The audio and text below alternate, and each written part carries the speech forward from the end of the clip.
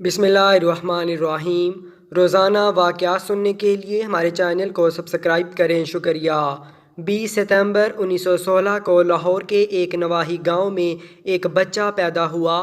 4 بہن بھائیوں میں سے یہ سب سے چھوٹا تھا۔ پورا گاؤں ان پڑھ تھا مگر اسے پڑھنے کا بے حد شوق تھا۔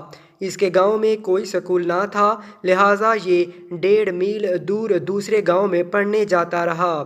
راستے میں سے ایک پرانی برساتی نالے سے گزرنا پڑتا۔ 6ٹھی جماعت پاس کرنے کے بعد وہ 8 میل دور دوسرے گاؤں میں تعلیم حاصل کرنے جاتا۔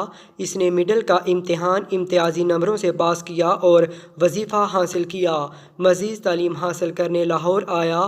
یہاں اس نے سینٹرل ماڈل اسکول میں داخلہ لے لیا، جو کہ اس وقت کا نمبر 1 اسکول تھا۔ اس کا گاؤں شہر سے 13 کلومیٹر دور تھا۔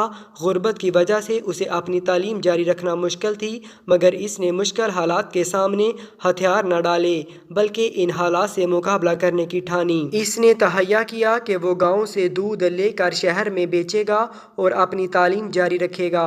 چنانچہ وہ صبح منہ اندھیرے اذان سے پہلے اٹھتا، مختلف گھروں سے دودھ اکٹھا کرتا، ڈرم کو ریڑے پر لاد کر شہر پہنچتا۔ شہر میں وہ نواب مظفر کی حویلی اور کچھ دکانداروں کو دودھ فروخت کرتا اور مسجد میں جا کر کپڑے بدلتا، پھر اسکول چلا جاتا۔ کالج کا زمانے تک وہ اسی طرح دودھ بیچتا اور اپنی تعلیم حاصل کرتا رہا۔ اس نے غربت کے باوجود کبھی دودھ میں پانی نہیں ملایا۔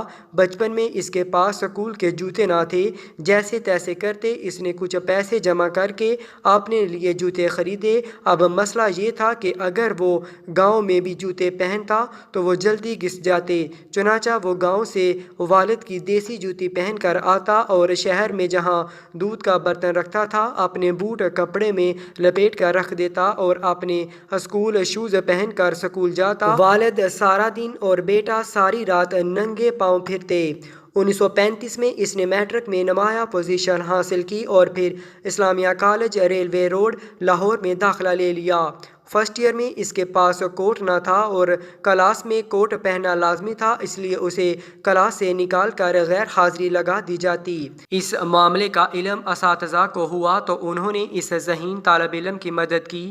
نوجوان کو پڑھنے کا بہت شوق تھا۔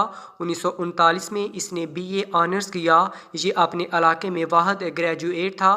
یہ نوجوان جان چکا تھا کہ دنیا میں کوئی بھی کام آسانی سے سر انجام نہیں دیا جا سکتا۔ کامیابی اور بہترین کامیابی کے لیے انتھک محنت اور تگ و دو لازمی عنصر ہے۔ معاشی دباؤ کے تحت اس نے BA کے بعد باٹا پاور کمپنی میں کلرک کی نوکری کر لی۔ چونکہ اس کا مقصد لا یعنی قانون پڑھنا تھا، لہٰذا کچھ عرصہ بعد کلرک کی نوکری چھوڑ کر قانون کی تعلیم حاصل کرنے لگا اور 1946 میں LLB کا امتحان پاس کر لیا۔ 1950 سے باقاعدہ پریکٹس شروع کر دی۔ اس پر خدمت خلق اور آگے پڑھنے کا بھوت سوار تھا۔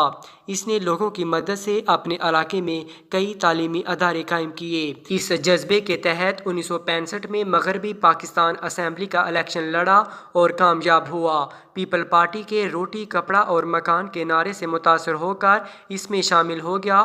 1970 میں پیپل پارٹی کے ٹکٹ پر MNA منتخب ہوا اور نواب مظفر کے بھائی کو، جن کے گھر یہ دودھ بیچتا تھا، شکست دی۔ 1971 میں ذوالفقار علی بھٹو کی پہلی کابینہ میں وزیر خوراک اور پسماندہ علاقہ جات بنا۔ 1972 میں پاکستان کے سب سے بڑے صوبہ پنجاب کا وزیر اعلیٰ بنا۔ وزارت اعلیٰ کے دوران اکثر رکشے میں سفر کرتا۔ اپنے گورنر مصطفیٰ کھر کے ساتھ نبھا نہ ہونے کی وجہ سے استعفیٰ دے کر ایک مسائل قائم کی۔ 1973 میں اقوام متحدہ میں پاکستانی وفد کی قیادت کی۔ 2 دفعہ اسپیکر قومی اسمبلی بنے اور 4 سال تک انٹرنیشنل اسلامک یونیورسٹی کا ریکٹر، ایک مفلس و کلاش ان پڑھ کسان کا بیٹا جس نے کامیابی کا ایک طویل اور کٹھن سفر اپنے دودھ بیچنے سے شروع کیا اور آخر کار پاکستان کا وزیر اعظم بنا۔ یہ پاکستان کا منفرد وزیر اعظم تھا جو ساری عمر لاہور میں لشکمی مینشن میں کرائے کے مکان میں رہا۔ جس کے دروازے پر کوئی دربان نہ تھا، جس کا جنازہ اسی کرائے کے گھر سے اٹھا۔ قائرین، ملک مہاراج خالد تاریخ کے تحت شخصیت تھے۔ آپ 23 جون 2003 کو اس دار فانی سے رخصت ہوئے۔